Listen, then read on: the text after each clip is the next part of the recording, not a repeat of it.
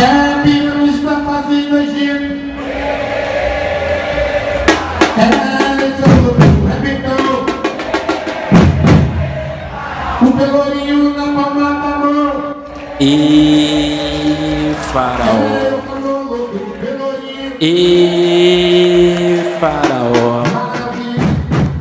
E Faraó. E Faraó. Olá, gente. Tudo bom? Sejam bem-vindos de volta ao nosso mini curso 64, Carnavalizando o Cotidiano. Hoje a nossa entrada foi aí em homenagem ao ritmo baiano, né, o samba reggae, ou o ritmo aí mais afro, né, da pegada aí do Lodum, né? Para quem não reparou na nossa aula passada, a gente teve aí ao fundo uma orquestra de frevo. Hoje a gente vem aqui já com uma pegada mais aí da baianidade. Qual vai ser o ritmo da aula que vem? Fica aí a dúvida, fica aí a questão, certo? Hoje a gente vai para uma aula um pouco mais teórica, certo? Então hoje talvez fique um pouco mais maçante em alguns momentos. É muita coisa, certo?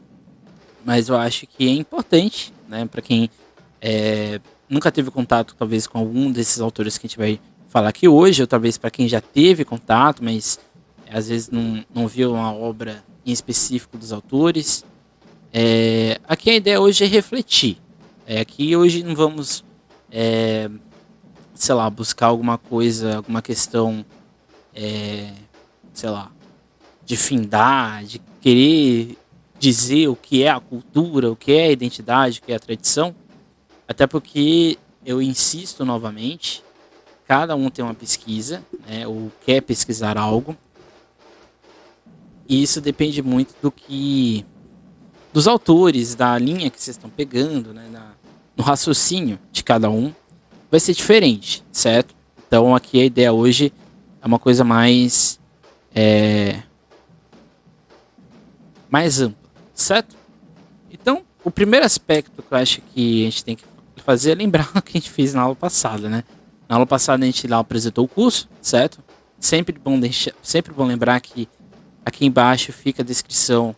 Na descrição tem o drive, né, do mini curso. Esse drive não vai ser desativado nunca, tá, gente? Assim como os vídeos, né? Os vídeos depois de passar o dia 30, eles vão ficar aqui disponíveis na internet, aqui no canal. Não vou apagá-los.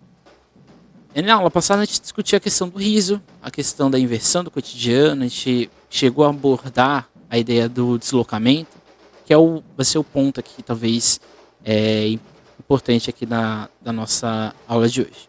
Então, nossa aula hoje, como vocês viram, né, se chama teoria. São 6 pontos teóricos. Eu não sei se eu vou lembrar de todos, mas é memória, identidade, cultura, representação, política e economia. E eu não vou lembrar outro. Que vergonha. E cultura, exatamente. São esses 6, certo? O primeiro ponto que é fundamental quando a gente vai falar desse aspecto é exatamente o que? Se localizar dentro de uma cultura requer, acima de tudo, se identificar com certas ideias e características que marcam determinada comunidade. Então, ou seja, independente se você está em Recife, se você está em Salvador, se você está em São Paulo, Rio, seja lá onde for, onde você esteja, cada grupo carnavalesco tem na sua gênese aspectos culturais que o ligam, né? Eles podem estar dentro da ideia de memória, quase todos, né? Não existe nenhum grupo social que não tenha uma base de memória, nem que seja inventada, mas tem. Podem estar dentro da ideia de identidade, mas essa identidade se estrutura por causa da memória que ela possui. Pode estar dentro da ideia aí de cultura, pode estar dentro da ideia de tradição, nas relações políticas e econômicas que possam vir a existir com o poder público ou setor privado, e assim sucessivamente. Então, ou seja, a cultura ela emerge exatamente como um aspecto de proteção, eu diria, né? O que liga uma escola de samba de Porto Alegre com uma escola de samba do Rio com uma escola de samba lá de Manaus, o que faz uma junção entre um bloco de maracatu de Recife, um bloco de maracatu que exista em Goiás, com um bloco de maracatu que existe em Minas Gerais, é exatamente esse traço cultural em comum, né? O maracatu, é o tipo de batida, é o tipo de organização de uma escola de samba e assim por diante. Esse seria, vamos dizer assim, um elo macro, um elo gigantesco, né? Que é exatamente esses aspectos basilares. Porém, o que a gente vai falar aqui hoje é como a gente, dentro de um aspecto em comum, a gente pode alcançar distinções, a gente pode buscar elementos que o faz esse grupo ser diferenciado dos demais e assim por diante. É algo óbvio para alguns, talvez não seja óbvio para outros, talvez alguns, por exemplo, nunca ouviram, por exemplo, falar na discussão da ideia de semióforo, na ideia de discussão da identidade em si, nessa identidade coletiva, individualizada e assim por diante, certo? Então, primeiramente, a gente vai pegar aqui um símbolo, um simbolismo que é o leão, um leãozinho, né? O leão, ele simboliza o poder, a realeza, a sabedoria, a autoridade, a juventude, a ressurreição, a segurança, a proteção e a justiça. Ou seja, o leão, ele é um símbolo, né, assim, semiótico, numa simbologia, assim, no geral. A iconografia do leão, ele está baseada nessa ideia de força, baseada nessa ideia da sabedoria, da juventude, mas principalmente de força e proteção, né? O leão, né, aquele símbolo, o rei da natureza, assim por diante. Aí você fala, mas o que você quer falar com isso, né? Por exemplo, o grupo de maracatu Leão Coroado, de Recife, e o grupo de maracatu Nação Maracatu Leão da Campina, são dois grupos de maracatu, certo? Todos eles, como vocês podem ver no sandage, ali tem aspectos, né? A cor vermelha, assim por diante, mas todos têm um leão, né? O leão coroado é um pouco mais antigo, o leão da Campina é um pouco mais recente, mas os dois têm leão. Para quem está de fora, vai ver e falar, ó, a única diferença do leão coroado para o leão de Campina é exatamente o nome, né? Porque o símbolo é o mesmo. Errado, né? Por quê?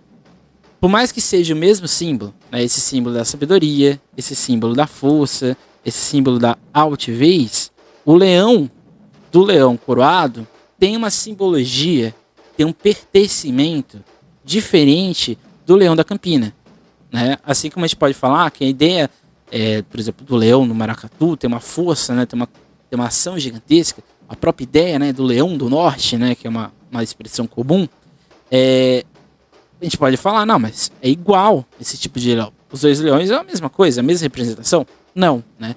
O leão, por mais que ele tenha essa simbologia, a gente pode de fora colocar, né, como do poder, da força, da sabedoria, a gente pode colocar isso. Mas, dentro de cada um dos elementos, dentro de cada um dos componentes de cada um desses grupos de maracatu, o leão tem uma simbologia diferente. O chegar no leão, a composição desse leão, como que este leão é posto dentro destes grupos, é distinto, é diferente. Pode ser uma maluquice a gente pensar dessa forma, mas é uma realidade. A mesma coisa a gente pode falar com a coroa, mas a gente pode chegar na escola de samba, que o leão é um elemento comum, né? Dentro de várias escolas de samba no Brasil. Por exemplo, a MUG, que é a Mocidade Unida da Glória, lá de Vitória, tem um leão. A Leandro de Itaquera, que é uma escola de samba da Zona Leste de São Paulo, também tem um leão. A Estácio de Sá, escola de samba do Rio de Janeiro, tem um leão. A Imperadores do Samba, lá de Porto Alegre, tem um leão.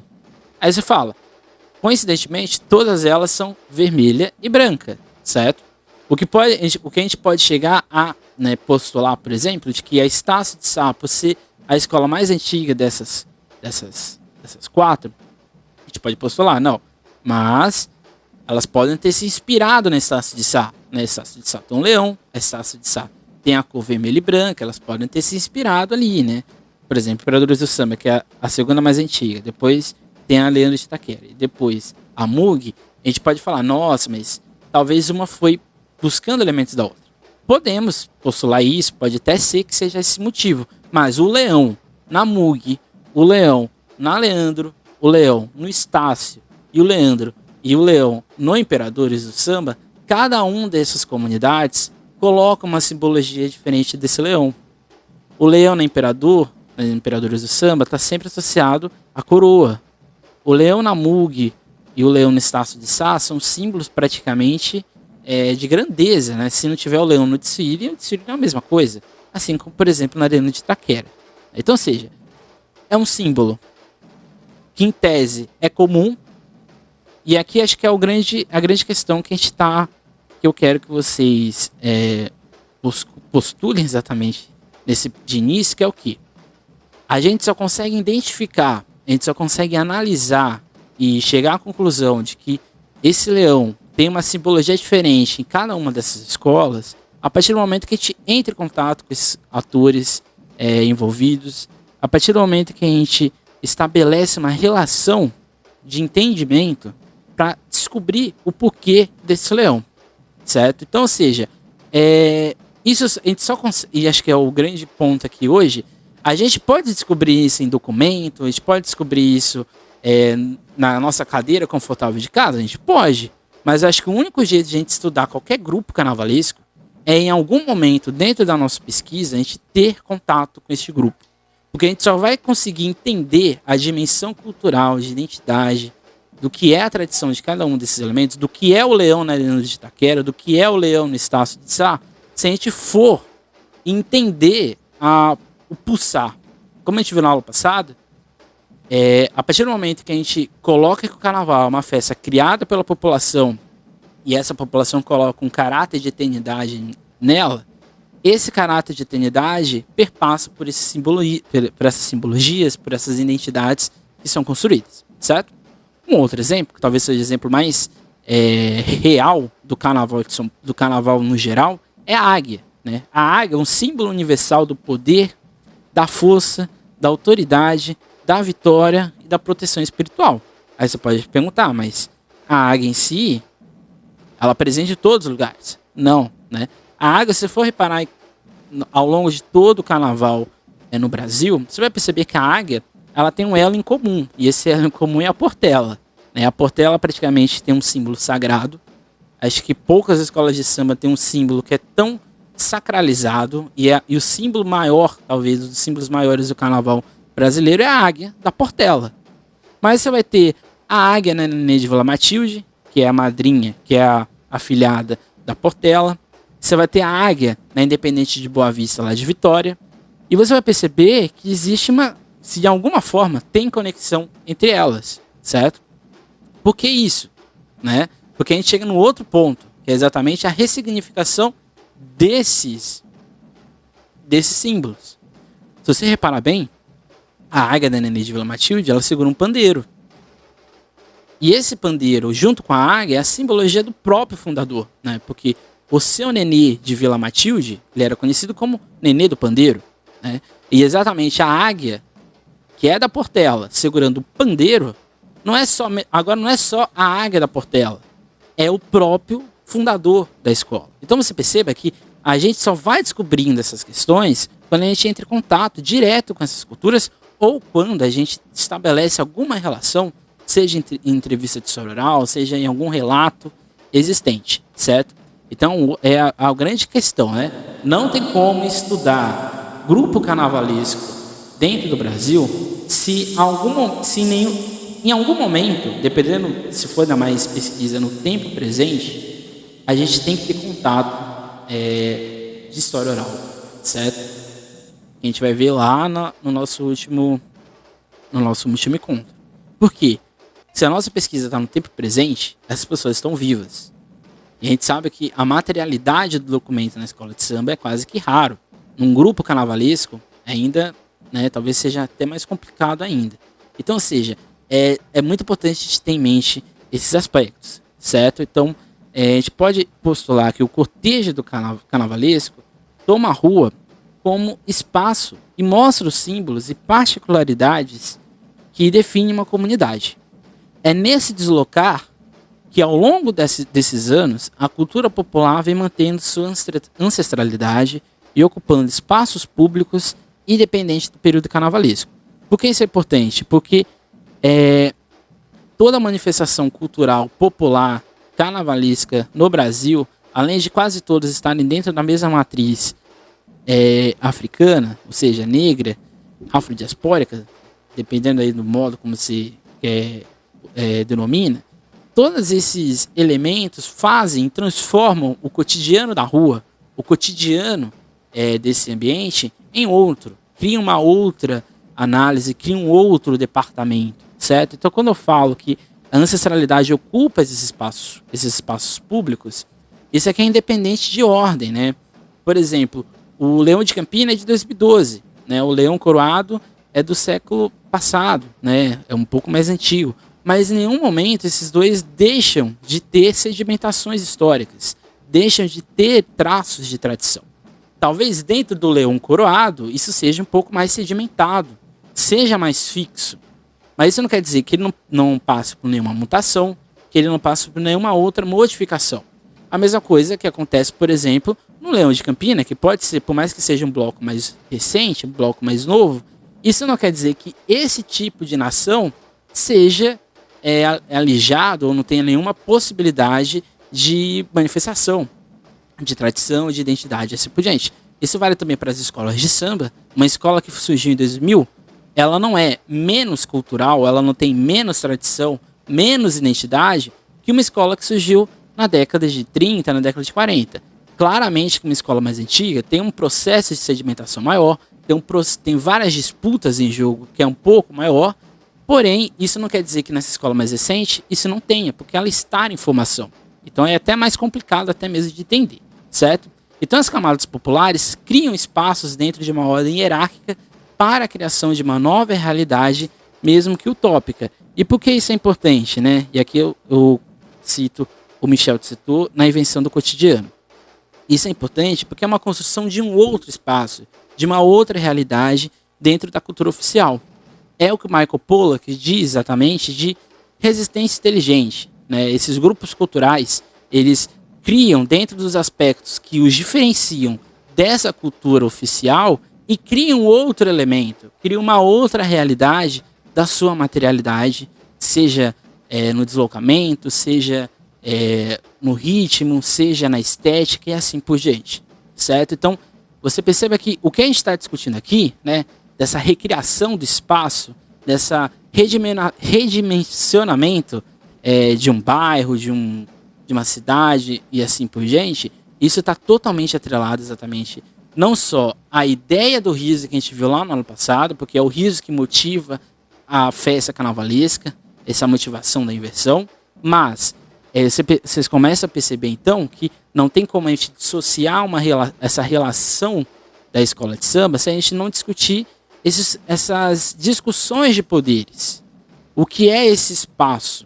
Uma escola que surge dentro de uma favela, ela tem uma formação diferente de uma escola de samba que surge, por exemplo, numa zona um pouco mais de classe média. Uma nação de maracatu que surge dentro do centro histórico, ela pode ter um processo de sedimentação diferente de uma nação de maracatu que surge um pouco afastado dessa lógica do centro histórico. Então você perceba que o bairro, esse deslocar dentro de cada um desses grupos carnavalescos, possui uma força diferente, possui uma força distinta, certo? Os filhos de Gandhi, quando eles estão no centro histórico, eles têm um processo, eles têm uma narrativa que é diferente, tem um outro corpo quando eles estão desfilando no circuito. É o mesmo elemento, é o mesmo grupo, mas o impacto desse deslocamento, né, a construção essa realteração do espaço é diferente, certo? Então isso aqui é muito importante, certo? Citando Michel de Certeau agora, de fato, no livro Invenção do Cotidiano, que eu vou deixar para vocês no Drive, uma maneira de utilizar sistemas impostos constitui a resistência à lei histórica de um Estado de fato e às suas legitimações dogmáticas. Uma prática de ordem construída por outros redistribui o espaço. Ali ela cria, ao menos, um jogo por manobras entre forças desiguais e por referências utópicas. Então assim, né, continuando, o carnaval é assim um discurso que ganha dentro deste jogo de hierarquia o poder de legitimar ou não ações. O jogo de palavras são quadros normativos, como instrumentos manipuláveis por usuários. Ou seja, nenhum grupo carnavalesco no Brasil se forma e existe até hoje. Nenhum destes grupos está distanciado exatamente desse embate discursivo da narrativa que existe, seja no espaço local ou no espaço geral da cidade, certo? Porque a partir do momento que isso se perde, esse grupo já não é mais um grupo cultural. Esse já é um grupo mais... Esse já não é nem mais uma cultura em si. É uma cultura que já foi totalmente desapropriada. É uma cultura que foi totalmente esvaziada e hoje é apenas um elemento ali comercial, com nenhum interesse muito grande, não sei, na sua manutenção e assim por diante. Então vocês percebam que a ideia desse discurso, dessa narratologia que é criada por esses grupos carnavalescos é essencial, certo? Seja não deslocar, né, nas ruas, nos eventos oficiais ou não, seja no espaço físico, né, por exemplo, a sede do Homem da Meia-Noite, que tem um estudo fantástico sobre exatamente as sedes dos blocos de carnaval ali de Olinda. Eu vou deixar também no Drive essa pesquisa. Eu não lembro o nome do rapaz que fez. Mas, por exemplo, a sede do Homem da Meia-Noite, a sede de uma escola de samba, a sede do Lodum, a sede destes grupos carnavalescos tem uma força muito forte, tem um caráter de localização nesse espaço geográfico e realtera não só o deslocamento, não só a estética, mas também a parte sonora da escuta e assim por diante. Então isso faz criar artes que o povo faz. E essa arte ela se faz exatamente nessa recriação da lógica, nesse deslocamento dos modos de agir, que exatamente só é possível exatamente pela inversão. Por isso que o carnaval é uma festa tão poderosa, uma festa tão importante, porque ela consegue, a partir dessa inversão, e aqui citando o Michel de Certeau, invertem frequentemente as relações de força e com as histórias de milagres garantem no oprimido a vitória no espaço maravilhoso utópico. Este espaço protege as armas do fraco contra a realidade da ordem estabelecida. E é aquilo que a gente viu na aula passada, que é exatamente o quê? Por mais que seja uma força utópica, por mais que seja uma força que é daquele tempo recriado por esse grupo, por estes grupos, por mais que seja naquele curto espaço de tempo, ele tem uma... E acho que esse é um fantástico, outro fantástico do carnaval, que ele tem uma potência. Ele consegue ser poderoso demais, né? Um desfile que aconteceu naquele ano, uma apresentação, um tipo de música, assim por diante, não fica só circunscrito àquele tempo, aquele espaço. Ela consegue ampliar para outros caminhos, para outras realidades, certo? Então, aqui citando o antropólogo, o Clifford Geertz, ele diz o seguinte, ele diz que não tem como a gente estudar a ideia de cultura ou essa realidade cultural se a gente não entender que todos estes grupos, por exemplo, todas as escolas de samba da zona de Itaquera, em São Paulo, todas as escolas de samba possuem uma ação de interação forte. Assim como todas as escolas da Zona Leste estão dentro de uma rede, de uma teia de sociabilidade. Assim como todas as escolas de samba de São Paulo, da cidade de São Paulo, têm um discurso próprio de carnaval. E se você for para cada cidade, para cada bairro, para cada localidade, você vai perceber que isso vai se acentuando maior ainda. Então não tem como a gente estudar essas escolas de samba se não for exatamente também por esse processo de ligação que as une, certo? Então o Geertz diz o seguinte: para tomar nossas decisões, precisamos saber como nos sentimos a respeito das coisas. Para saber como nos sentimos a respeito das coisas, precisamos de imagens públicas, de sentimentos que apenas o ritual, o mito e a arte podem fazer. Então, ou seja, não tem como dissociar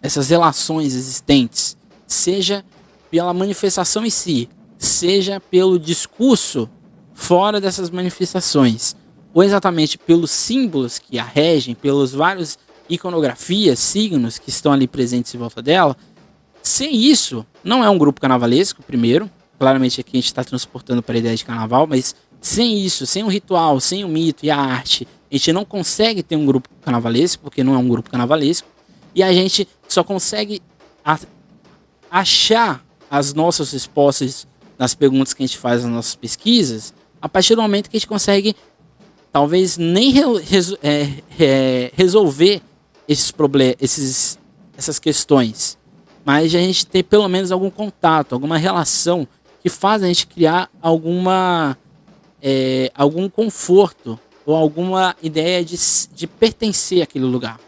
Porque vamos supor, você pode nascer numa escola de samba, você pode ter a família inteira dentro de uma escola de samba, mas a partir do momento que você vai estudar essa escola de samba, você deixa de ser o componente.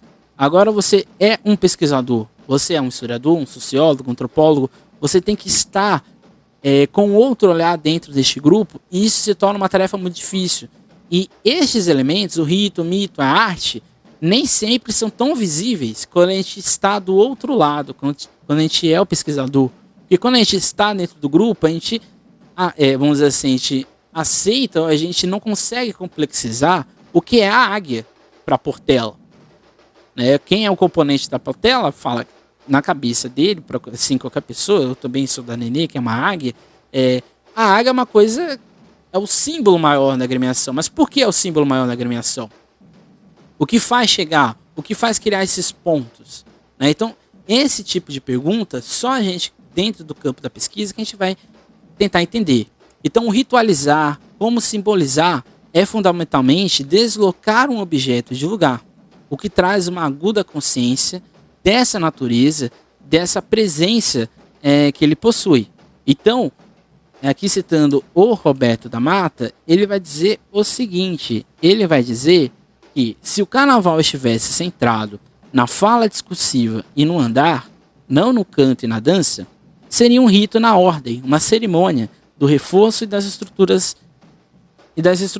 Então, ou seja, é só para a gente ratificar essa lógica. Então, não tem como a gente tentar entender uma escola de samba se a gente não está em contato com nenhum destes elementos. Seja o aspecto musical, o aspecto artístico, no sentido estético, seja no aspecto exatamente do contato cultural com estes grupos, com as retóricas, com os discursos que eles criam de si, certo? Então isso é muito importante e é fundamental, beleza? Então, aqui só para a gente acabar com essa questão do Michel de Certeau, ele vai dizer o seguinte, ele vai dizer que existe uma ideia de retórica da caminhada. Aí você vai perguntar, mas o que é a retórica da caminhada, né? A retórica da caminhada pro Michel de Certeau seria exatamente que cada indivíduo possui no deslocamento uma retórica que é escrita dentro de sua ação. Logo, nem sempre segue o que é feito na ordem do comum, mas segue atalhos, desvios do espaço urbano. Isso aqui é muito parecido com a ideia do Michael Pollock de resistência inteligente. Porque essa retórica da caminhada é esse discurso que tem no Olodum, que tem no Galo da Madrugada, que tem no Cordão da Bola Preta, que tem no Cacique de Ramos, que tem no Imperadores do Samba lá em Porto Alegre, e assim por diante. Então, ou seja, todos esses grupos carnavalescos têm uma retórica própria, tem uma arte própria de moldar estes percursos e construir exatamente um outro lugar, de produzir espaços que talvez essa ordem, né, oficial é negado para eles, né? Porque eles reconstroem o seu próprio lugar. E aí vai estar claramente dentro de uma sede, vai estar claramente dentro de um símbolo, vai estar claramente dentro de determinados elementos que distinguem esse grupo de outros e assim por diante, ok? Então acho que esse é um aspecto fundamental e essencial nesse início que a gente tem, beleza? Então agora a gente vai partir exatamente pro cultural, que é o primeiro ponto teórico. Então, ou seja, o analisar a cultura dentro do ambiente do carnaval é exatamente a gente enxergar dentro das relações sociais e de evitar essencialismos, certas visões estruturais destes grupos. Acho que é um grande acho que é um grande ponto, mas aqui é porque eu sou uma pessoa bem próxima da ideia do Gates, mas acho que você querer criar uma única estrutura dentro do carnaval, por exemplo, vou criar um quadro comparativo, vou criar uma teoria geral da comparação para tentar entender todas as escolas de samba da cidade de São Paulo. São mais de 70. Por mais que eu queira fazer isso, por mais que eu crie um quadro cultural em comum, eu apenas vou chegar vamos supor assim, na parte aparente, né? Eu vou apenas ver aquela estrutura, isso vai apenas arranhar, isso vai apenas pegar certos elementos. Se eu quero exatamente entender o que está dentro de cada uma dessas escolas, eu não tenho que partir de uma ideia de estrutura, eu não tenho que partir a partir de uma ideia estrutural para eu chegar numa teoria geral do carnaval. Eu posso chegar a fazer isso? Eu posso, mas eu não posso impor uma lógica essencialista. Eu não posso chegar à lógica que existe apenas uma visão dentro da escola de samba. Porque se eu for partir dessa lógica, eu vou querer achar um traço comparativo numa escola de samba como a Nenê de Vila Matilde, que é de 1949, com uma escola de samba que surge ali dos anos 2000, como por exemplo uma Dragões a Real, e os elementos de formação dessas escolas é distinto, a ordem, a origem de cada uma delas é diferente. Eu não posso comparar uma nação de maracatu que surgiu nos anos 2000 com uma nação de maracatu que tem mais de 100 anos de formação. Então, ou seja, isso aqui é essencial porque, por mais que a gente queira achar elementos sempre comum, aspectos estruturais nessas escolas de samba, a gente não vai fazer um trabalho legal ou um trabalho interessante. A gente vai apenas criar um grande essencialismo, a gente vai criar uma visão muito macro para a gente analisar esses grupos. Eu acho, opinião pessoal, né? Eu acho que não é a melhor estratégia, acho que até não é justo com esse aspecto. Então entender a cultura é essencial, né? Entender estes aspectos.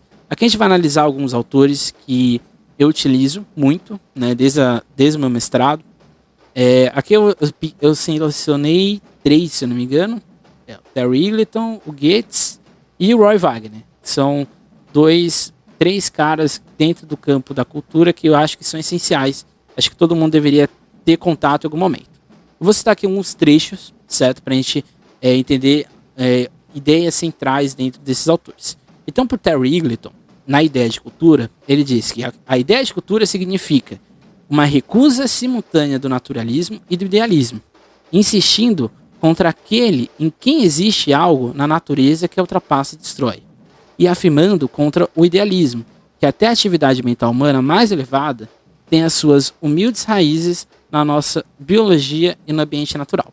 O Terry Eagleton, ele, nesse livro Ideia da Cultura, é um livro muito difícil, não é difícil, ele é muito complexo, né? Ele dá vários exemplos de cultura, até chegar num ponto, né, fundamental, que ele tenta criar. Ele diz que exatamente a gente tem que ter uma ideia universal de cultura, só que não é ideia universal de cultura no sentido de que todos têm que estar dentro de um quadro cultural, mas é a ideia de que os indivíduos, individualmente, nestes espaços, eles só conseguem criar esses laços dentro de uma ideia em comum neste grupo. E essas ideias em comum nesses grupos estão caminhando, orbitando dentro desses aspectos naturais da sua existência, nesses aspectos que geram essa autonomia. Então, assim, a ideia de cultura é uma construção que ocorre dentro da sociedade para gerar pensamentos e modos de relação distintos. Sem essa ideia em si, para o Terry Eagleton, não tem como a gente chegar a uma relação, uma ideia do que é a cultura, porque senão a gente fica num vazio. Parece que a gente não vai a lugar nenhum. A gente vai andando, a gente vai descobrindo ações, mas a gente fica ali preso nessa ideia de que a cultura é um campo ou muito amplo, ou é um campo muito restrito, ou é um campo que abre várias vertentes, ou é um campo que fecha várias vertentes, e assim por diante. Outra coisa que é muito importante a gente tem em mente é que esse aspecto da cultura, ainda mais uma cultura que a gente estuda, que é uma cultura marginalizada, essa cultura ela vai estar sempre ou em contato, ou ela vai estar sempre conflitante com essa cultura, vamos dizer assim, dita nacional, essa cultura oficial. Então o carnaval, ele nunca é usado, a gente vai discutir isso um pouco mais pra frente, ele nunca está inserido completamente nesse aspecto do nacional. Ele ou é muito exotizado, ou ele é muito folclorizado, ou ele é apenas um instrumento que se torna, com o tempo, econômico e assim por diante, midiático.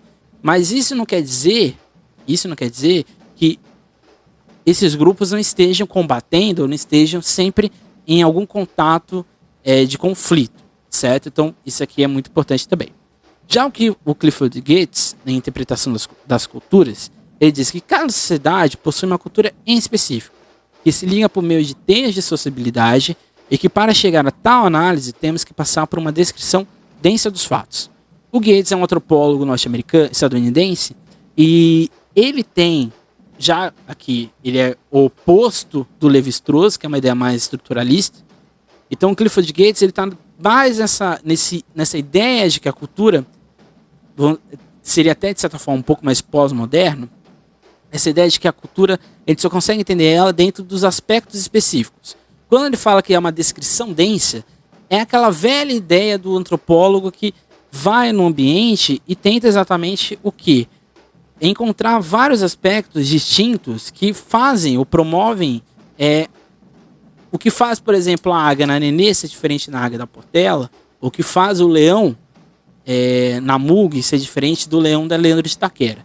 Então, ou seja, para o Clifford Geertz, a cultura se torna um modo semiótico de enxergar a sociedade.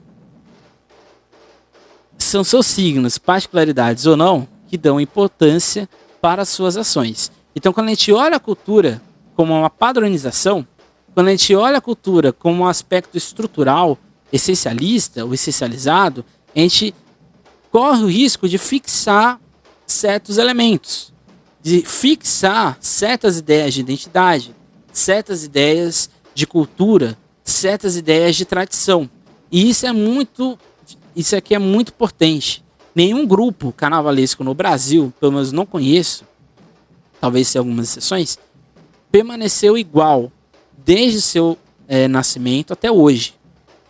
E quem diz que isso acontece até hoje, por exemplo, que um certo grupo mantém um aspecto desde a sua fundação até hoje, talvez a gente possa estar aí caminhando por uma certa contradição, porque não tem como. A sociedade avança e a escola de samba está em contato com ela a todo momento. Também é um outro ponto muito importante, certo? Aqui o Clifford Geertz, se você for reparar muito bem, ele está totalmente ancorado na ideia exatamente do Max Weber e do Norbert Elias. Né? Se você for aproximar esses dois autores, você vai perceber isso. E a partir do momento que a cultura é semiótica, a gente só consegue entender ela a partir dos seus signos, a partir dos seus elementos que o fundam esses grupos, né? Seja, por exemplo, um certo hino que é tocado sempre no início do ensaio, um certo samba que é tocado em tal época do ano, uma certa tradição de iniciar o ritmo da bateria e assim por diante. Então, citando o Geertz, é um contexto que ocorre dentro do qual eles podem ser descritos de forma inteligível. Ou seja, a gente só consegue entender isso dentro desse processo de descrição densa e exatamente na ideia de que a análise cultural é assim um ponto que não pode ser fixado em teoremas e significados pré-estruturados. Foi o que a gente disse.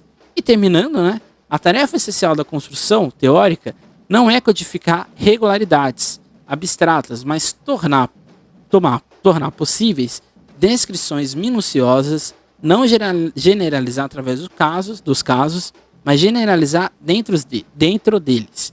Então, exatamente dentro de um ano, vamos supor, o ano de 2020, a gente teve ali 14 desfiles do Grupo Especial de São Paulo, 12 no... Foram 12?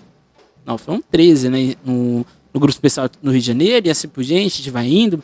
Várias outras manifestações de cortejos de nação de maracatu, grupos de frevo, trio elétricos e assim por diante. Cada um desses grupos estão dentro dessa análise cultural.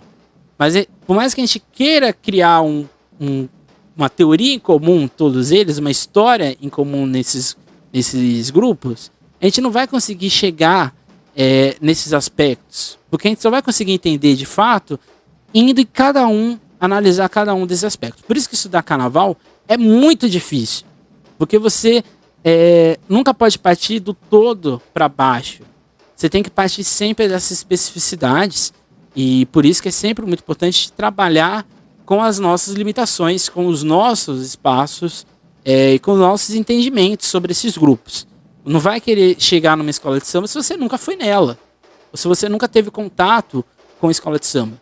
Você não vai conseguir estudar um grupo, uma nação de maracatu, se você não tem contato com esse grupo, se você não vai até ele, se você não tem esse aspecto. Você pode fazer o estudo, mas você vai fazer aquele estudo aéreo, como se fosse uma águia sobrevoando tudo, e você nunca chega lá para tocar neles ou para ter um acesso de fato, certo? Então esse aqui é um aspecto essencial dentro dessa análise de cultura.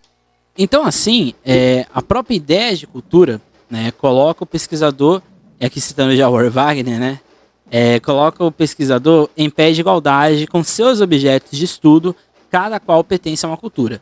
O Roy Wagner, no livro dele, A Invenção da Cultura, ele diz que exatamente toda cultura ela só se torna visível e a gente só consegue interpretar ela de fato a partir do momento que a gente cria um elemento de distinção ou um elemento de contraste. É a ideia do Goethe, de descrição densa. Só que aqui, dentro do Roy Wagner, é um pouco diferente, porque o Roy Wagner tem a ideia de que toda cultura é uma invenção, na verdade. Todos os grupos culturais, eles só conseguem existir exatamente a partir do momento em que eu chego dentro da sua casa e eu vou identificar vários elementos que para você talvez não seja elementos de distinção. Mas essa distinção só vai ocorrer quando eu chego naquele ambiente, naquele espaço. Por isso que é sempre muito complicado, por exemplo, e aqui eu falo por mim mesmo, quando você estuda uma escola que você está sempre presente, quando você estuda um grupo carnavalesco que você tem contato há muito tempo, essa distinção pode ser perigosa. Por isso que o distanciamento, ele também não é ruim, porque você não fica totalmente preso. E ainda mais pra gente que é de história, a gente sabe que não é todo professor, não é todo orientador, não é todo programa de história que enxerga com bons olhos essa análise etnográfica do historiador sobre o que ele está estudando. Mas eu não consigo também perceber, ou não consigo enxergar e estudar o carnaval no seu todo, se você não tem, em algum momento da sua vida, seja no seu processo de pesquisa, ou depois do processo de pesquisa, se você não entrar em contato com ele, você talvez esteja apenas criando uma teoria geral, ou uma teoria sobre o assunto que você está estudando. Então isso aqui é muito complicado, isso aqui é muito importante, certo? Então, somente no contato com o diferente é que conseguimos colocar uma visão e interpretação da cultura para estabelecer a descrição densa que Goethe lá formulou. O que nos faz questionar exatamente, então, que de certa maneira, que cada cultura existe somente a partir da invenção e do olhar que o outro nos coloca. Se a gente for parar para pensar nisso, não é que a Vai criou algo para ela dizer que é sua tradição. Não é isso.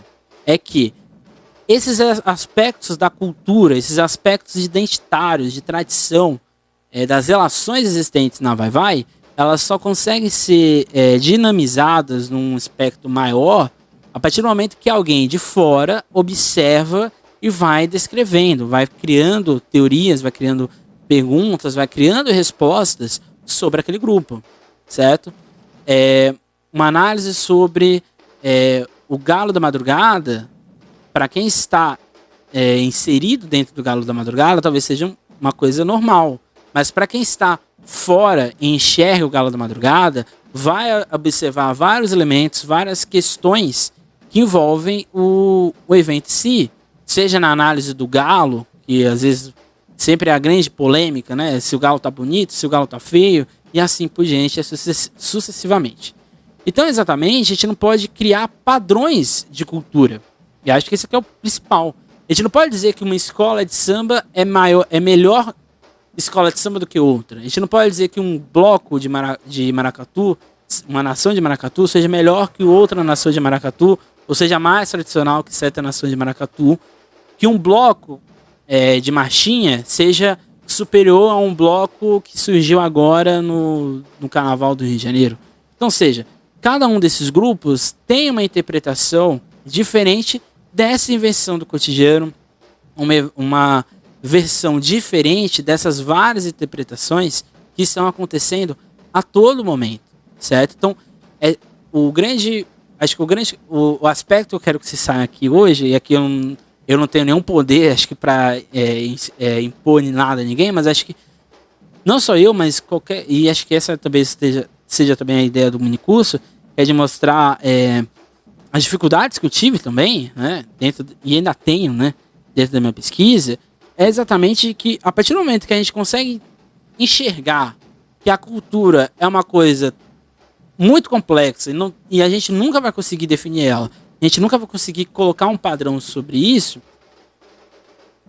a gente vai avançando um pouco mais no entendimento desses grupos. O que nos leva exatamente a uma coisa que é essencial, principalmente dentro do carnaval, dentro dessa matéria. Agora a gente vai partir para a parte de memória. E, assim, não tem como eu acabei de dizer, tem como a gente estudar os aspectos culturais dentro dos grupos que a gente estuda. Somente a maioria deles são grupos voltados para a oralidade. Não tem como a gente discutir esses grupos se a gente não passar pela ideia de memória.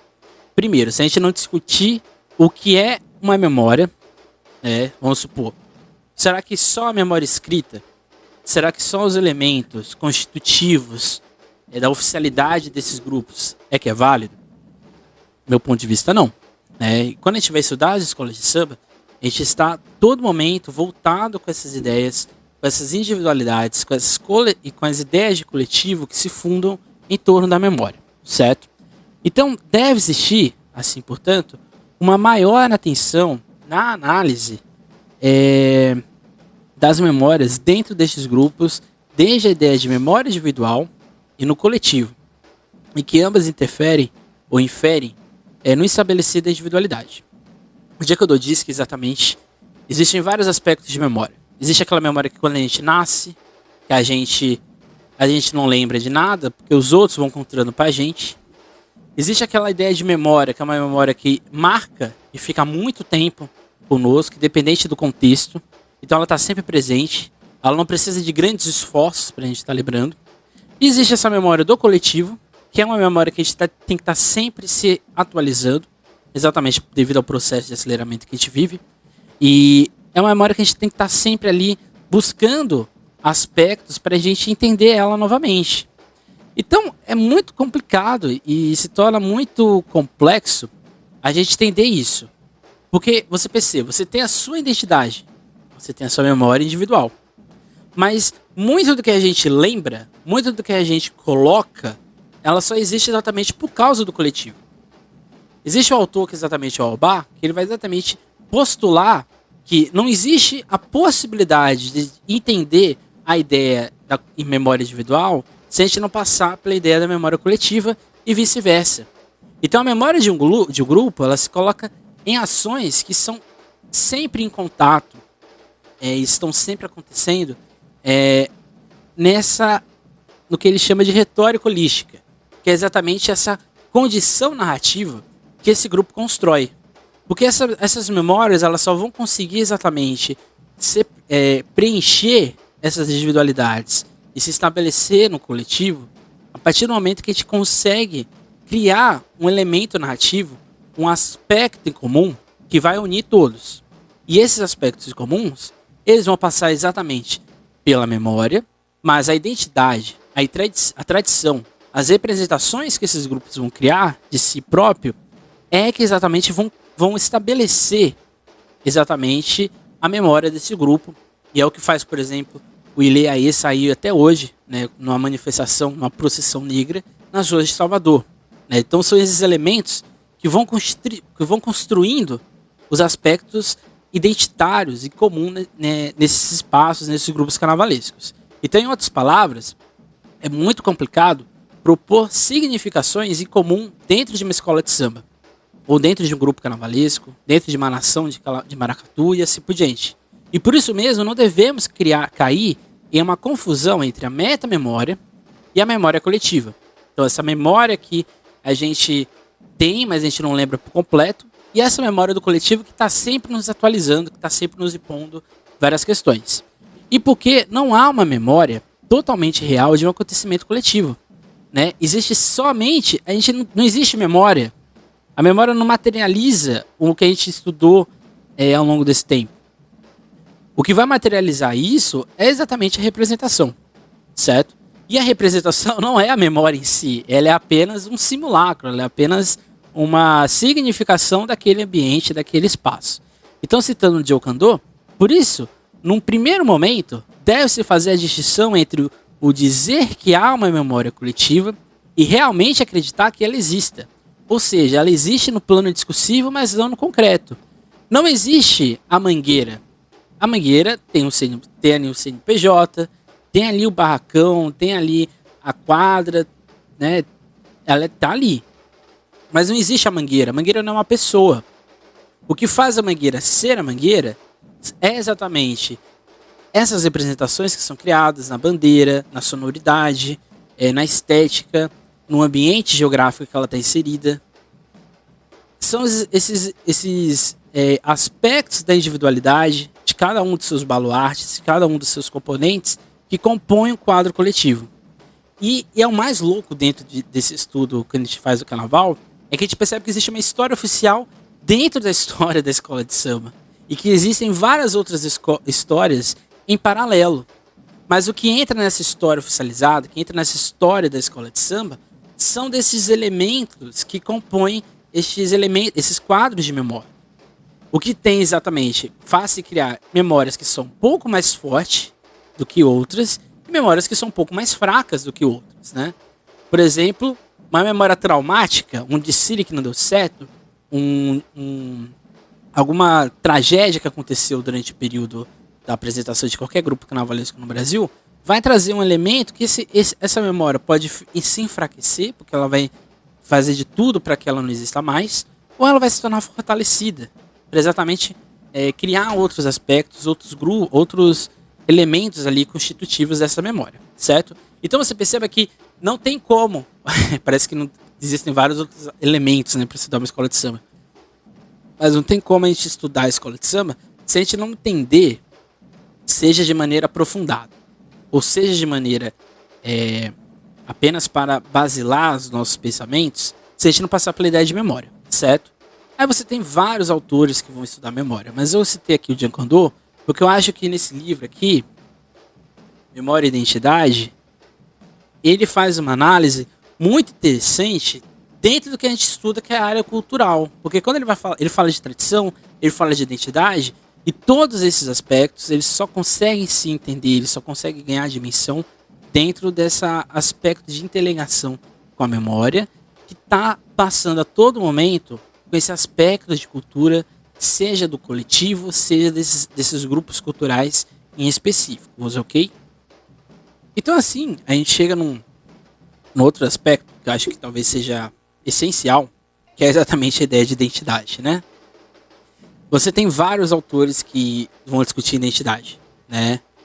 Eu sempre indico que se a gente quer entender a identidade de fato, a gente tem que ir para os autores que estudam, acho que eu não gosto de ter minoria, mas é o que é colocado no senso comum, né?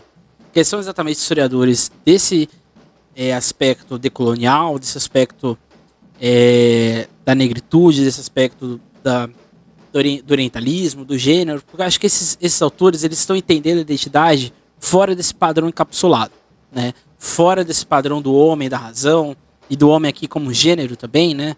Do homem branco e assim por diante. Não tem como a gente também estudar o carnaval dentro da ideia de identidade se a gente não discutir esses aspectos das minorias, esses aspectos dessas minorias que são maiorias, né? Desses grupos negros. A grande maioria é formada exatamente por esses grupos de origem negra, certo? Então Stuart Hall, em um artigo de um livro que é organizado pelo Tomás Tadeu da Silva, que é Identidade e Diferença. Esse livro aqui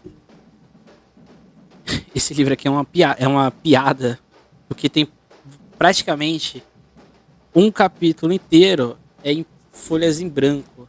Então é uma loucura. Você tem que... Eu vou deixar aqui o link do livro em PDF, ele está completo, tá? Mas o Stuart Hall diz que defende que o interesse pelo assunto da identidade perpassa exatamente pela essa complexidade que a identidade possui. E que ela não está dissociada dessa ideia, dessa dicotomia entre a aglutinação, ou seja, dessa integração de todos numa única identidade, e da desconstrução deste aspecto de identidade. Porque qual é a grande questão da identidade? Ainda mais identidade numa escola de samba, num grupo carnavalesco. Nós somos um produto da identidade nacional. Mas que identidade nacional?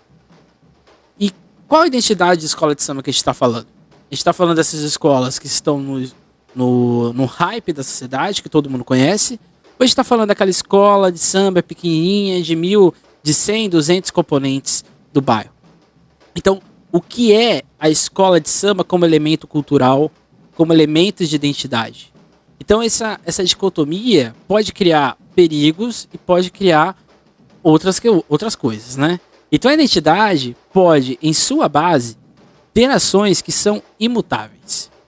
Porém, não fica inerte ao seu entorno, uma vez onde a própria memória se modifica, seja no individual ou no coletivo.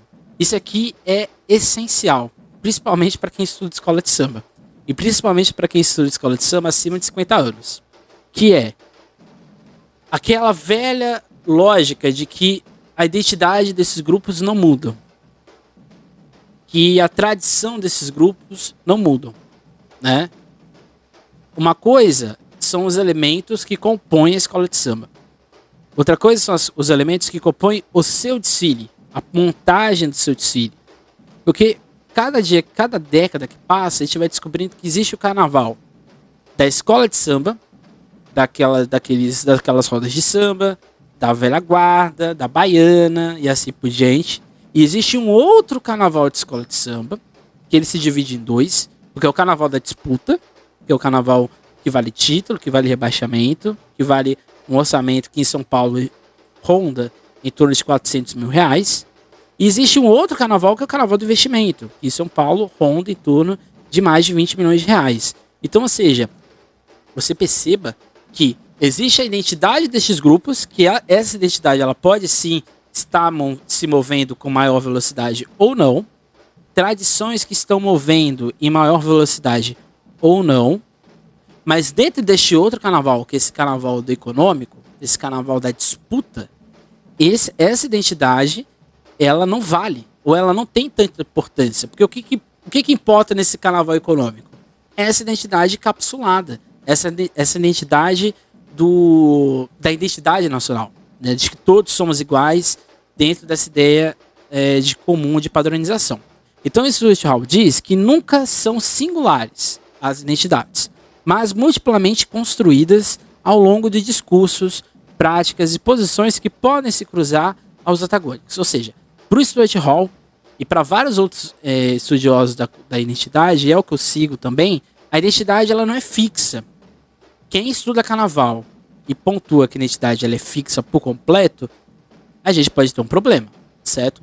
Talvez haja exceções. Por exemplo, o Ileaê na Bahia, em Salvador, que é um grupo carnavalesco formado majoritariamente 100% por negros. A gente tem os Filhos de Gandhi, que praticamente todo o seu cortejo é feito por homens.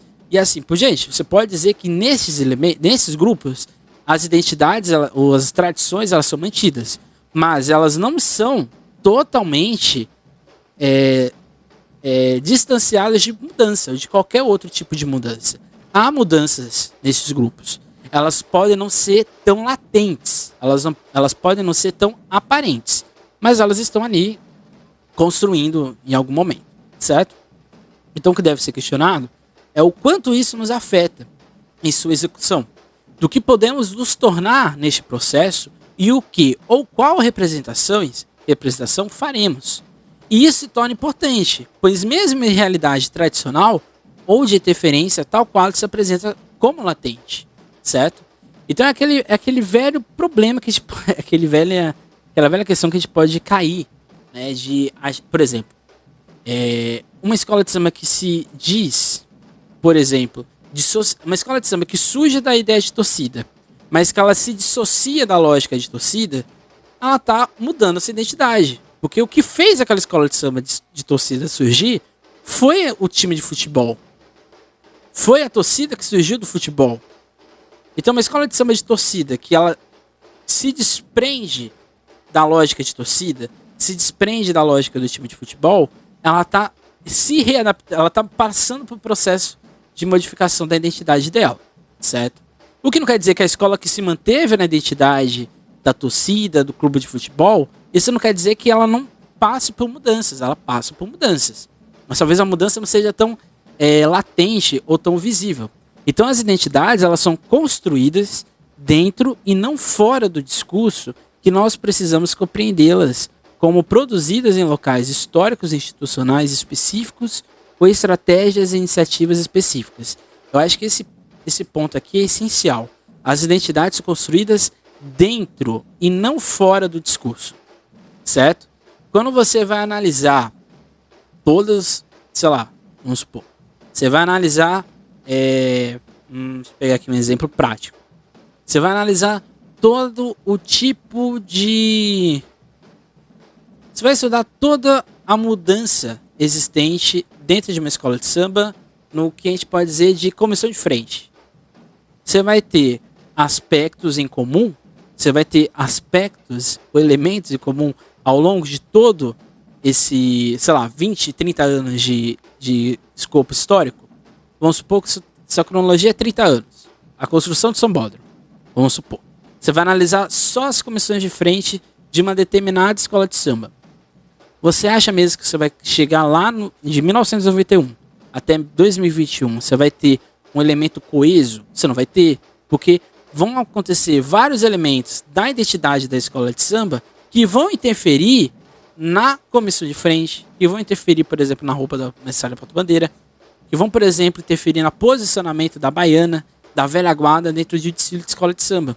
Então você perceba que as identidades, e aqui por isso que a gente inicia lá com a ideia de cultura, mais no questão da antropologia, porque a gente pode interpretar isso numa análise fria do vídeo, nessa representação do desfile. Mas a gente só vai entender aspectos do porquê aquilo aconteceu quando a gente está em contato com essas identidades. E que aí sim a gente pode tentar entender por que aconteceu aquilo ou de certas mudanças. Então o que define a identidade seria esse processo. O jogo social que estabelece os quadros que afirmam e que tem lado a lado um poder de exclusão. Pensar que a identidade é o que um grupo estabelece dele próprio é um erro, o que pode gerar um essencialismo ou fechamento. Porque sim, a identidade ela também está inserida dentro da ideia de cultura e, de certa forma, é um grupo de fora falando que a sua identidade é essa. Ou questionando do porquê essa é a sua identidade. Então isso aqui é sempre muito importante e é um perigo. Você percebe que é um perigo, né?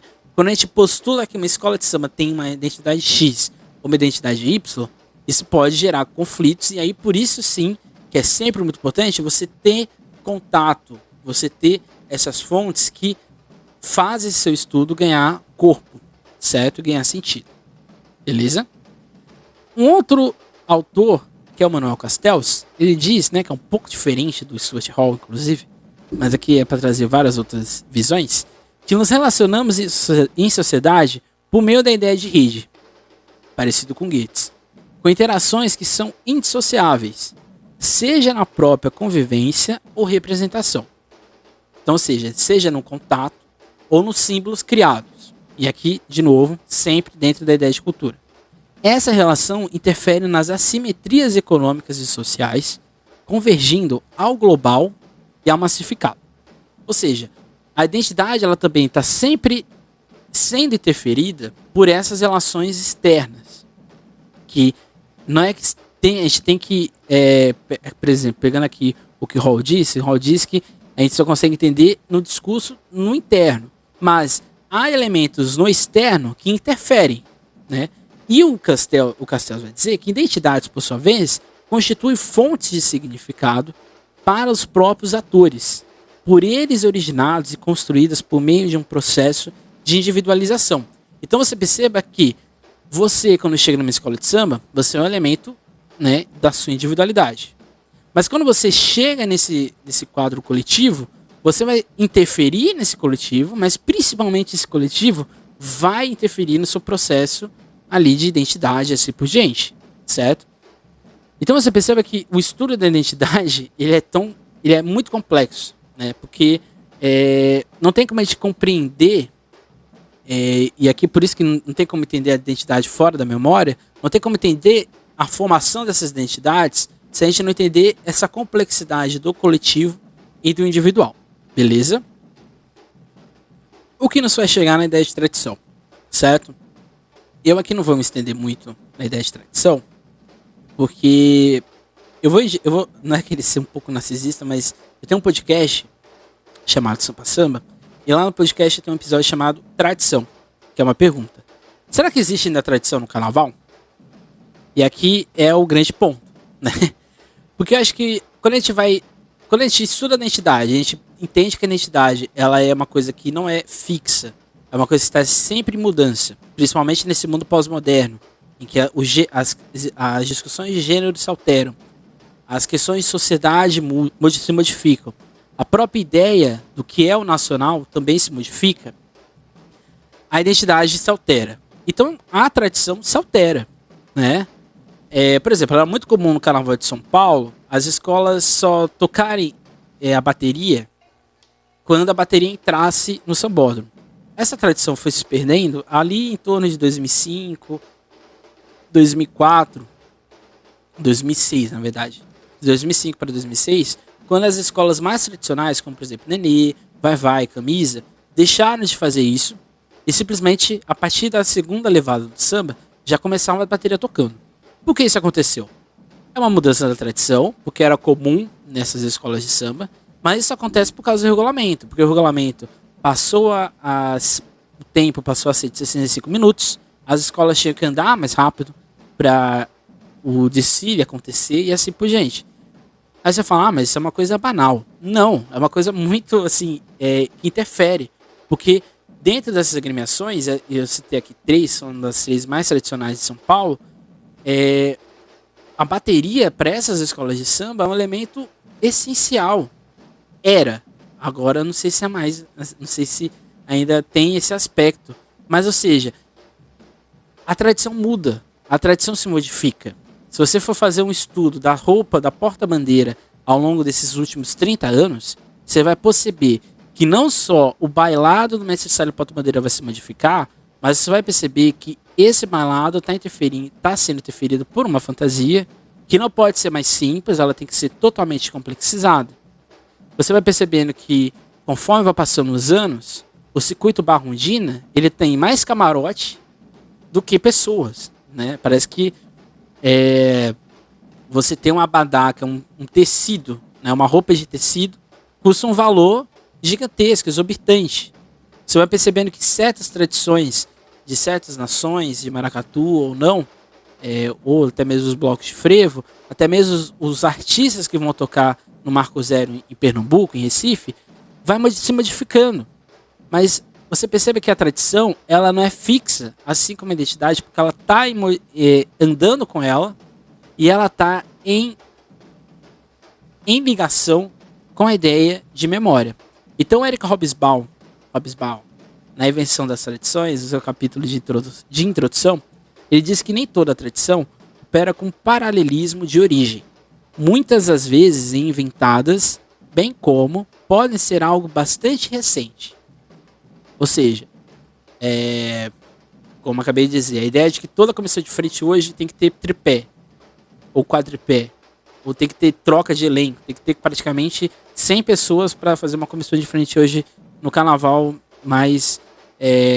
dos mais ricos do Brasil, normalmente essa lógica. Isso é uma coisa que foi construída com o tempo, né? Uma coisa que foi imposta, que ela surge, talvez não para ser impositiva, Mas o regulamento vai tornando que isso se torne algo impositivo. É a lógica de que para você estar dentro dos circuitos de Salvador, você tem que estar com uma saúde financeira pelo menos em dia, porque senão você não consegue acompanhar esses artistas. E mesmo assim, né? Será que você quer acompanhar esses artistas e assim por diante? Então, ou seja, a tradição pode ser sedimentada, mas ela pode ser inventada. E mesmo dentro dessa tradição sedimentada, a gente pode ter elementos que são inventados para ser aspectos de tradição, ok? Então, portanto, tal tradição se insere em um conjunto de inculcamentos e de enquadramentos. E aqui citando o Eric Hobsbawm, o passado real ou forjado a que elas se referem impõe práticas fixas, normalmente formalizadas, tais como a repetição. E acho que esse aqui é o essencial. Só existe tradição porque ela é repetida. A gente só cria uma simbologia no gavião da Gaviões da Fiel, no símbolo do Corinthians da Gaviões da Fiel, porque é uma tradição que é todo momento inculcada nesses componentes de que este é o símbolo maior da agremiação. O que faz, por exemplo, ser uma tradição da Gaviões da Fiel você não usar verde, né? Você não ter nada do elemento verde. Essa é uma tradição que é inventada, que ela é construída e ela vai sendo inculcada ao longo do tempo. Então, o passado real ou forjado a que elas se referem impõe práticas fixas, normalmente formalizadas, tais como a repetição, certo? A identidade pode ser uma invenção? Pode ser, mas a tradição, ela quase sempre perpassa pela ideia de invenção. Então, são vários símbolos que são criados. O hino, a bandeira, o símbolo, tem que ser sempre de um jeito, às vezes não pode ser de outro. Acho que essa ideia de tradição, de simbolismos, ela é muito presente no Festival Folclórico de Parintins, em que certas tradições têm que estar sempre presentes, elas têm que estar sempre elas têm que estar sempre acontecendo.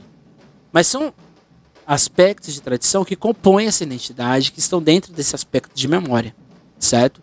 Então, porém, as novas tradições, elas não impõem o fim das antigas, que acho que é o principal. O fato de ter milhares de camarotes, o fato de ter milhares de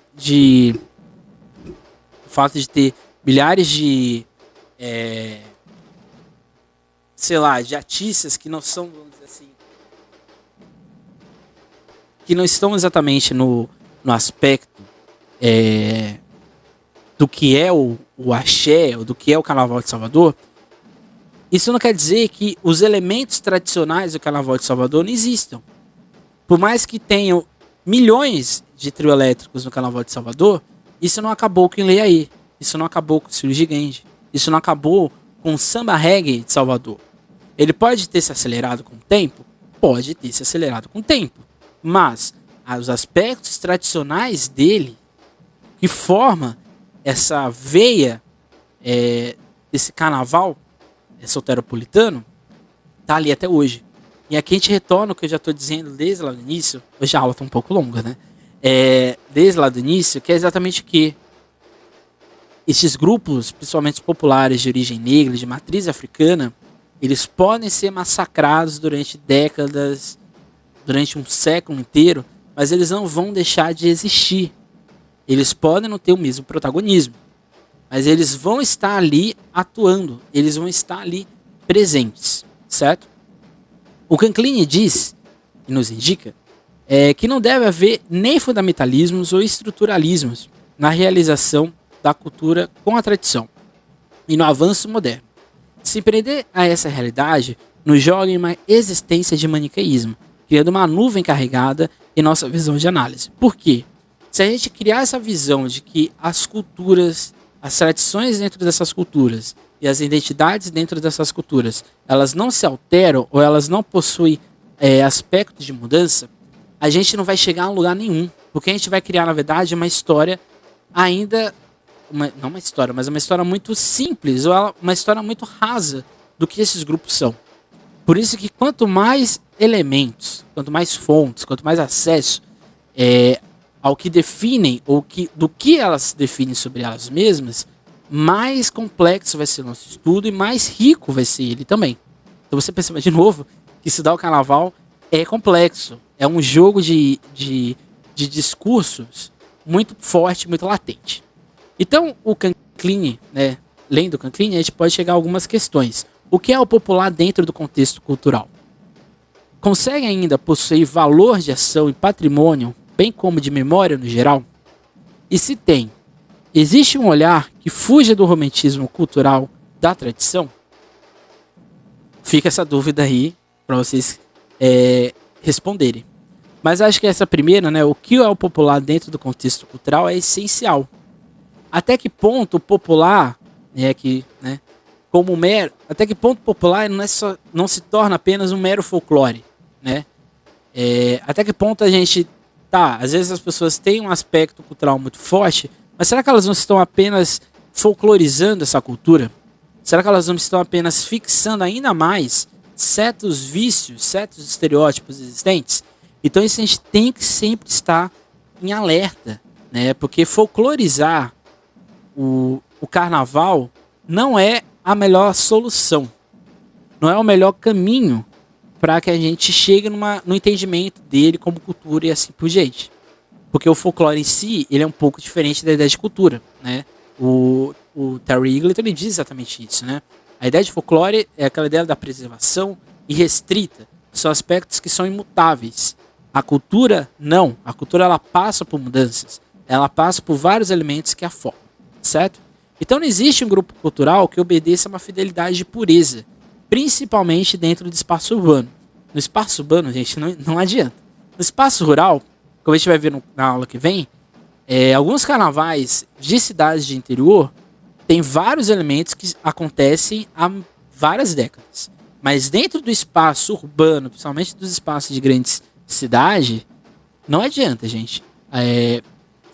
Alguma coisa muda, alguma coisa é interferida e assim por diante. Seja, sei lá, uma live que é feita nesses eventos ou não. E assim sucessivamente. Aqui é um exemplo que talvez nem seja melhor, né? Então, por isso mesmo, para fugir do tradicional, que se põe um riso e o humor. E aqui a gente volta lá na aula passada. Por isso que a gente, para fugir desse aspecto da oficialidade, a gente utiliza o riso e o humor como elemento de ação. Por isso que o carnaval, mesmo sendo constantemente martelado, sendo constantemente mudado, esse riso e humor, ele está sempre presente. E é ele que modifica, é ele que redimensiona essa realidade.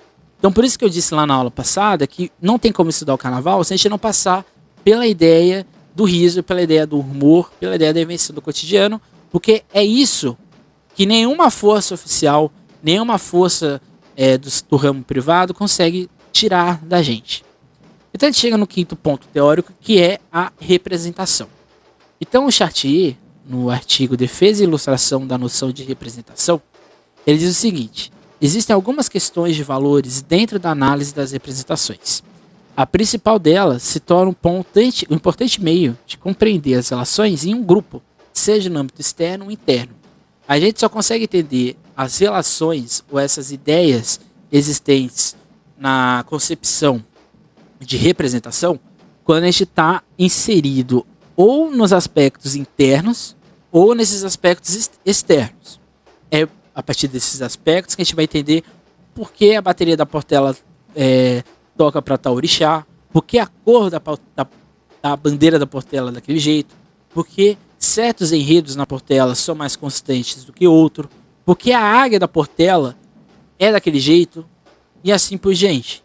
Então um símbolo, uma determinada cor, uma pose, elas se enquadram dentro dessas representações e exprimem o que acontece dentro destes grupos, e isso só acontece aquilo que o Chartier disse, que é exatamente nesse âmbito do coletivo.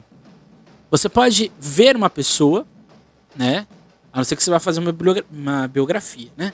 Mas se você vai estudar uma escola de samba, você não vai entender aquela escola de samba por causa de uma pessoa. Uma pessoa não corresponde a uma escola de samba inteira, mesmo que seja fundador. Porque o fundador ele tem uma visão, com certeza. Mas os outros participantes, os outros elementos do grupo que é uma escola de samba, estão ali a todo momento também criando visões e interpretações. Então, o primeiro ponto dentro da ideia da representação passa por entender as hierarquizações que produzem dentro do grupo, né, que são exatamente esses quadros de hierarquia. É como se fosse uma cultura escolar, né, dentro destes grupos carnavalescos. Cada um desses grupos tem elementos hierarquizantes e quase todos os elementos hierarquizantes estão representados por algum símbolo ou por algum aspecto que não é tão evidente. O segundo ponto são os signos e práticas que possibilitam reconhecer identidades desse grupo. E o terceiro ponto, como isso se opera no individual. Então, ou seja, que o segundo se opera no primeiro. Porque os signos e práticas, eles se escoram no que a gente vai ver mais agora para frente, que é o simulacro, ok? E isso opera de forma... Isso aqui talvez seja outro aspecto muito importante. Ela pode interferir de maneira mais aprofundada num indivíduo, por exemplo, eu posso ser afetado de uma forma do que você sobre determinado ritmo, sobre determinada questão dentro desse grupo carnavalesco. Porém, isso não quer dizer, né, nesse ponto, que nós dois vamos ser atingidos de maneira igual. Nós dois podemos criar vários elementos, certo? Porque quando a gente sai da escola de samba, existem vários outros quadros de identidade que nos fazem ou que nos completam. Por isso que a memória, a identidade e a tradição, ela não está só no coletivo, ela também está no individual, certo? Se você vem de tal bairro e eu venho de outro tal bairro, e a escola de samba é de outro tal bairro, você perceba que são várias visões, são várias interpretações de identidade, assim por diante, distintas, ok? Então, terminando aqui o Chartier, as lutas de representação são assim entendidas como uma construção do mundo social, por meio dos processos de adesão e rechaço que produzem. E completando, a noção de representação não está longe do real e nem do social, certo? E aqui a gente chega lá no início da nossa aula, né? Eu sou uma pessoa complicada às vezes, né? Eu poderia já ter iniciado isso daqui, a gente que terminaria, não precisava nem ter 1h20, né, de aula. Mas vamos lá, né? O Christophe Pomian, em História Cultural e História de Semióforos, ele diz que o que constitui uma escola... Ele não diz que é uma escola de samba, tá? Mas ele diz que o que constitui um grupo cultural ou aspectos que formam este elemento o que constitui uma escola de samba como ela não é o visível, ou como ela não é o visível, a não ser que observamos os seus signos, indivíduos, estes que dão uma materialidade informal. Isso aqui é importante porque o outro aspecto, né, que é a definição de semióforo, que é um objeto visível, investido de significado, e ao mesmo tempo, quais objetos podem perder sentido para o que não se pertence a um grupo ou ambiente comum. Uma garrafa dessa, por exemplo, para quem está de fora, pode ser apenas uma garrafa, com algum grafismo. Mas para quem está dentro, por exemplo, da lógica do Star Wars, vai dar um valor diferente a essa garrafa. Uma bandeira, né? Sei lá, vamos supor a bandeira da Moog, né? A bandeira da Moog, para quem não é da Moog, é apenas uma bandeira de escola de samba. Mas para quem é torcedor da Moog, essa bandeira pode ser a vida dessa pessoa, pode ser um aspecto fundamental. Então, isso aqui é talvez a coisa mais interessante do grupo, de qualquer grupo carnavalesco no Brasil, é esse, né? Porque a gente consegue colocar vários elementos não muito comuns, por exemplo, uma bandeira, um pandeiro, uma águia, assim por diante, são elementos que não são, para alguns podem representar nada, mas para outros podem representar muita coisa. Um galo gigantesco em Recife pode ter um caráter de importância e de significado para aqueles elementos, para os sujeitos que estão dentro daquele grupo. Mas para quem não é dentro deste grupo, pode achar que aquele é apenas mais um galo gigante, né, numa ponte em Recife. Então, mesmo que não seja visível, a escola de samba ou esses grupos carnavalescos possuem um caráter de autenticidade sobre o que constitui, sendo atemporal, sempre se adaptando aos contextos e dinâmicas. Então, dessa forma, o destino que lhe confere o produtor individual ou coletivo e ao emprego que eles fazem os utilizadores. Então, ou seja, o que faz uma pessoa dar sentido a uma bandeira que tem uma águia segurando o pandeiro dentro dela, são os elementos daquele grupo. No caso, as pessoas da Nenê de Vila Matilde. E isso só se torna um fato essencial dentro deste grupo porque alguém de fora identificou isso. Porque alguém de fora que viu a águia da Portela lá na bandeira da Portela, viu, ó, é parecido? Será que tem alguma coisa em comum? Claramente, isso é visível, porque quem é do universo vai perceber diferenças. Mas para quem não está dentro do universo do carnaval, vai talvez pensar que, mas é igual, toda a bateria toca igual, todo casal de mestre-sala é igual, só muda a bandeira e a roupa, mas não é exatamente isso, né? Existem ali simbolismos do enredo, simbolismos da fantasia e assim por diante. Então você perceba que a escola em si é um enorme semióforo, é uma enorme junção de elementos que constituem uma materialidade. São os semióforos, são essas representações que constroem as escolas de samba. São esses objetos, né, que podem ser dentro do corpo, dentro de do valor de representação, que garante um sentido, ou nos restos, né, que o Pomian diz, que se torna descartável, um propício de destruição de não ter função. Mas são todos esses conjuntos de representação, esses signos, esses semióforos, né, essa análise semiótica, é que dá materialidade a uma escola de samba, né? Porque a escola de samba, de novo repetindo, ou um grupo carnavalesco, o filho de Gandhi não existe. Não existe um filho de Gandhi que ande, né, nas ruas de Salvador e fale, eu sou o filho de Gandhi. Não, existem vários elementos, existem vários personagens do filho de Gandhi que fazem o filho de Gandhi existir. O azul e branco, os colares, o tipo de turbante, o tipo de toque, o padê que é iniciado no processo do cortejo do bloco em si. Então, ou seja, são vários esses elementos que formam filhos de Gandhi. Que fazem, por exemplo, se eu encontrar um outro bloco dentro de Salvador parecido com os filhos de Gandhi, vão ter vários elementos nesse bloco que vão dizer que não é o filho de Gandhi. Entendeu? Então o visual é um aspecto diferente do descrito e possui um impacto imediato dentro destes signos, dentro desses formatos, dentro das cores. Você vê o desfile da Gaviões Fiel e você sabe que é Gaviões Fiel, porque não vai ter nada verde. Você vê o desfile da Mangueira e você sabe, hoje em dia talvez não, mas antigamente você sabia que era o desfile da Mangueira por causa da cor utilizada. Você sabia que era o desfile da Portela porque tinha uma águia quase sempre no início do desfile e assim sucessivamente.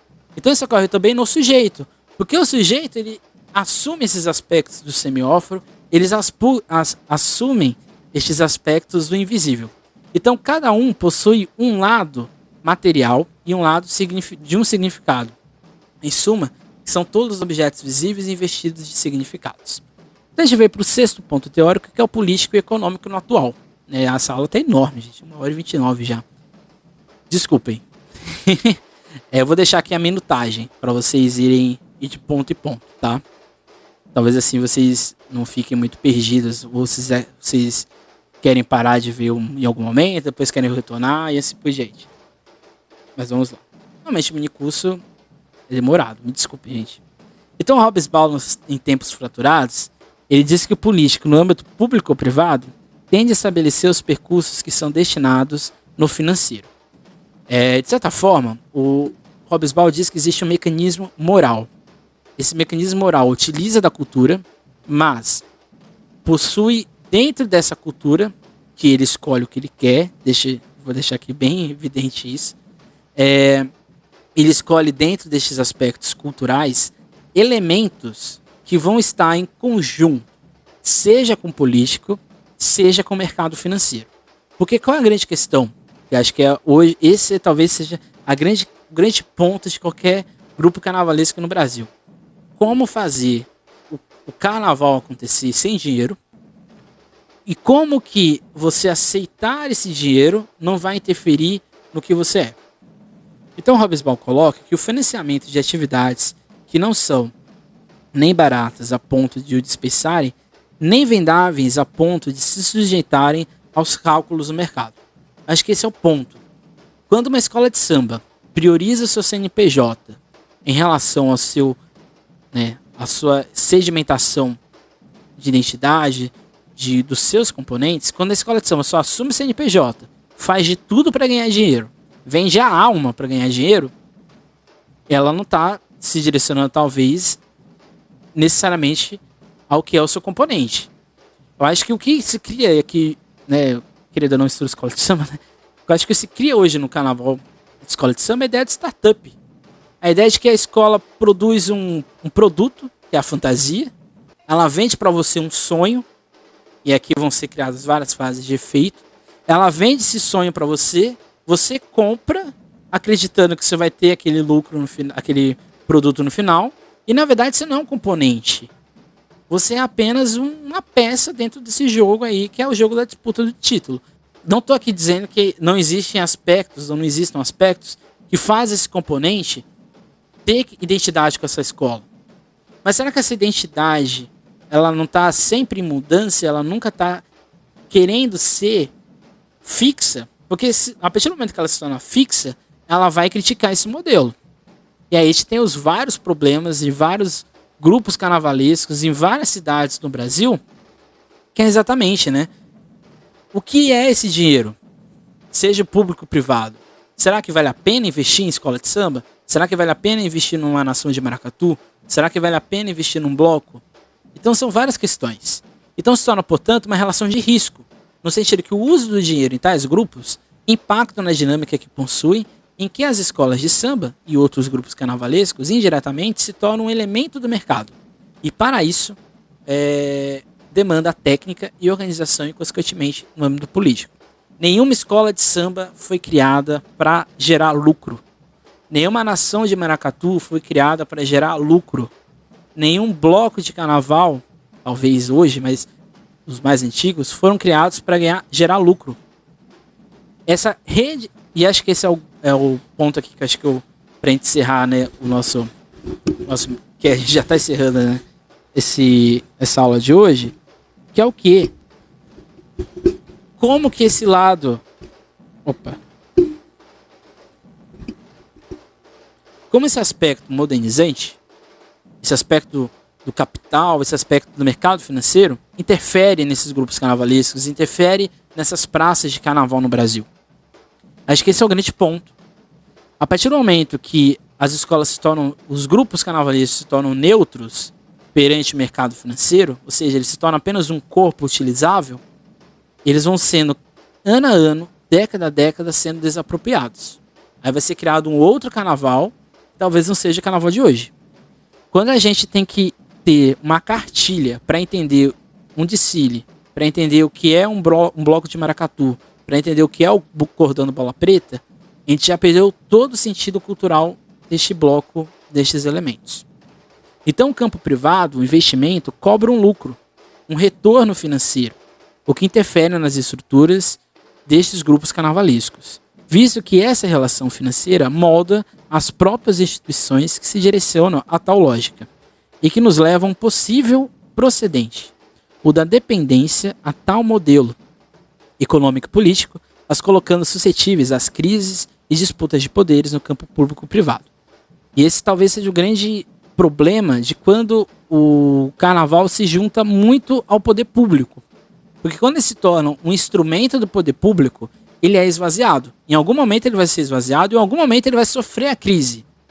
Então por isso que as instituições culturais, elas não podem ser neutras. A gente não pode analisá-las como sendo neutras.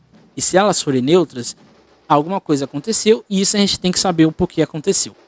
Michel citou na Cultura no Plural, diz que a relação entre econômico e o político possui dois públicos. O que é um gasto, que talvez seja o principal, um desvio de finalidade do dinheiro do município, e por outro lado, um público que sustenta, que investir é promover uma cultura e identidade nacional. Talvez seja o grande cerne do hoje nos grupos de escolas de samba. Se você pegar, eu faço questão, se você pegar todos os jornais da construção de São Paulo do Rio de Janeiro, ou até mesmo de São Paulo, você vai perceber que quase nenhum editorial vai falar em investimento. Vai falar que a prefeitura está gastando dinheiro. Essa é a ideia desses dois tempos verbais, desses dois verbos, né? O gastar e o investir é essencial. Porque quem defende a ideia do gasto é aquela pessoa que entende que essa ideia de cultura não é pertencente à própria ideia de identidade que ela assume como própria. E quem diz que a ideia do investir é que sabe dos valores culturais envolvidos dentro de cada uma dessas manifestações culturais. Então isso é muito complicado, porque as indagações, as organizações e ações ditas culturais representam ao mesmo tempo sintomas e respostas com relação às mudanças estruturais na sociedade. Quando esses grupos questionam esse status quo, ele vai ser, de fato, ele vai propiciar indagações, outros questionamentos e assim por diante. Então, articular, e aqui é uma pergunta, né? Porém, como articular a expressão cultural com a produção econômica? É uma pergunta que a gente faz aí. Talvez essa seja a grande incógnita e desafio do contexto ao qual o carnaval se insere, que é a ideia de desapropriação e de apropriação. A apropriação é aquela ideia de pegar vários elementos de certos grupos, por exemplo, vamos supor aqui o samba, a porta-bandeira e assim por diante, e você não excluir totalmente, você deixa ali alguns elementos, alguns traços. O que eu acho que acontece hoje, e é uma tendência no carnaval, se a gente não prestar atenção, já vai acontecer, e a gente, quando já tiver acontecido, já acabou com tudo, é a ideia de desapropriação. É quando o mercado financeiro, é quando essa ideia do econômico, essa ideia do político, desapropria tudo da escola de samba, tudo do maracatu, tudo do frevo, tudo do samba reggae, e cria um outro elemento, a partir do que ele acha que é necessário. Então acho que esse é o grande ponto. Nenhum político, nenhum grupo econômico, talvez haja exceções, mas nenhum desses grupos privados ou públicos investem ou querem investir por investir na manifestação que é o carnaval.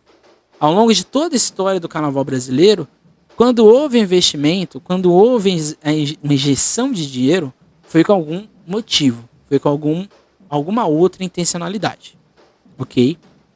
Então a grande reflexão que fica é: a cultura popular é um impulso de resistência sobre uma força hegemônica, o que explica seu aspecto tradicional, e promovendo dois lados: o de luta e manutenção, e por outro lado, uma apropriação e expropriação de sua origem.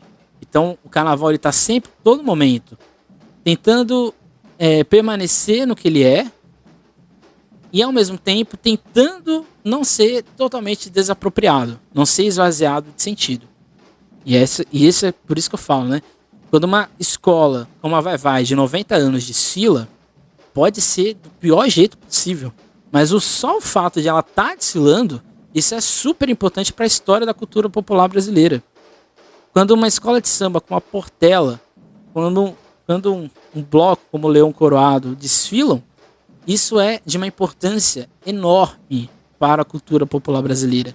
Porque só o fato de eles estarem desfilando e o fato de eles estarem existindo, eles estão se ou resistindo ou contra-atacando essa ideia de desapropriação, de expropriação da sua ideia de cultura. Então, na realidade, o que vem ocorrendo frequentemente ao longo do tempo é a rápida distribuição de estilos específicos de vida e sua transformação em algo novo. Portanto, o que é o popular se insere na complexidade de contradições que existem nas relações culturais. E encerrando, né? E acho que aqui fica a reflexão para o nosso próximo vídeo, que a gente vai entender mais a fundo a ideia de negritude, a ideia das relações raciais na formação dos carnavais de Recife, Olinda, Salvador, São Paulo, Rio de Janeiro, Mariana e Santana de Paraíba, que é exatamente isso.